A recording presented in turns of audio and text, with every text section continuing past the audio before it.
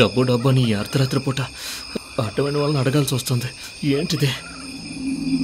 నాన్నని అడిగితే నాన్న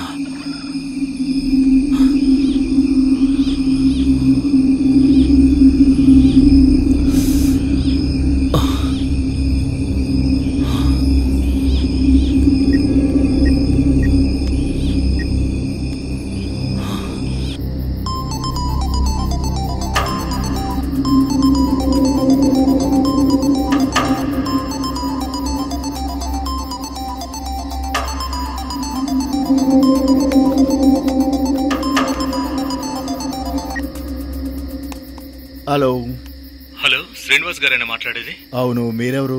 సార్, నేను కార్తీక్, మీ అమ్మాయి బాయ్ ఫ్రెండ్ని. నేను మీ అమ్మాయి ఇప్పుడు అరకుకు వచ్చాం. ఇక్కడ ఒక చిన్న ప్రాబ్లం వచ్చి పోలీసులకు దొరికిపోయాం. అందుకే మీరే ఎలాగైనా సరే ఆ ప్రాబ్లం నుంచి మమ్మల్ని బయటపడేయాలి సార్. ఏం మాట్లాడుతున్నావు నువ్వు? ఒక 5 లక్షలు మీరు అర్జెంటుగా తీసుకొస్తే మీ అమ్మాయిని మీరు ఇక్కడి నుంచి తీసుకువెళ్ళిపోవచ్చు. నువ్వు చెప్పేదంతా నిజమనడానికి ప్రూఫ్ ఏముంది? ఇప్పుడే వాట్సాప్లో పంపిస్తాను, అవి చూసి మాట్లాడండి.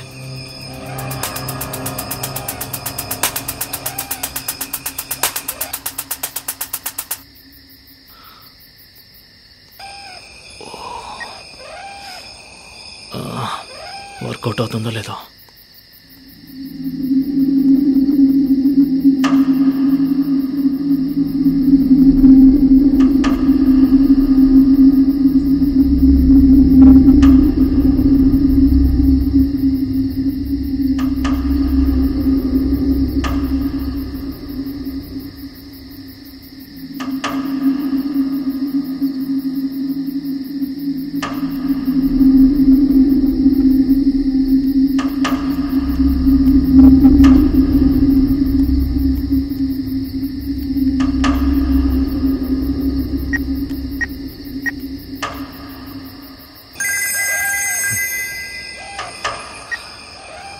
Hello sir. చూశాను. ఇప్పుడు ఎగ్జాక్ట్గా ఎక్కడున్నారు?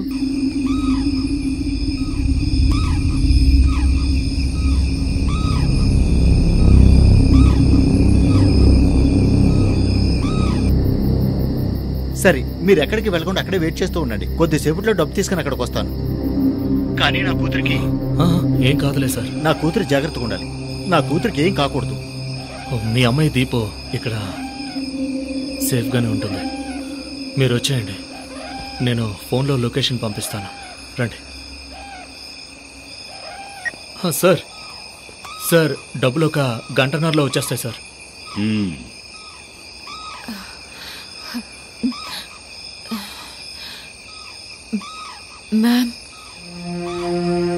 మ్యామ్, ఒకసారి ఇలా వస్తారా?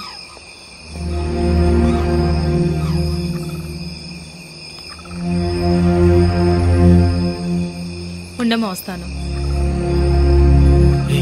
ఏమైంది?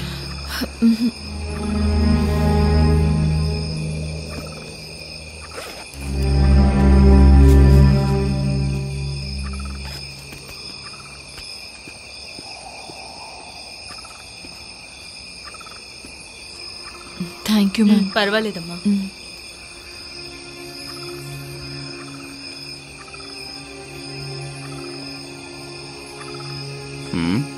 ఆడవాళ్ళకి పిల్లల్ని కండంలో కూడా పెద్ద కష్టమేమీ ఉండదు సార్.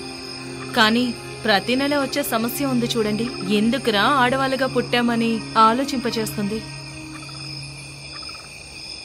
ఏమై వెంకటేష్ సార్, ఆ అమ్మాయిని బైపాస్ దగ్గరకు తీసుకెళ్లి ఏదైనా వెహికల్ వస్తే ఎక్కించి పంపించు. Okay sir. నువ్వు ఇంటికి వెళ్ళగానే నాకు ఫోన్ చేయాలి. అమ్మాయి అయ్యో సార్, ఆ అమ్మాయి తను నాతో పాటే ఉండాలి సార్. డబ్బులు వచ్చిన వెంటనే నేను సేఫ్ గా దిగబడతాను. ఏం మాట్లాడుతున్నావు అయ్యా? నువ్వు అడిగినప్పుడు నేను పంపించనన్నాను. ఇప్పుడు నేను పంపిస్తున్నానంటే వద్దు వద్దు అంటున్నావేంటి? అయ్యో, అర్థం చేసుకోండి సార్. డబ్బులు వస్తున్నాయి, తర్వాత నేనే తీసుకువెళ్తాను సార్. డబ్బులు వచ్చే వరకు ఇక్కడ ఉండాలి. నువ్వు తీసుకెళ్ళవయ్యా. Okay sir. వెళ్ళమ్మా.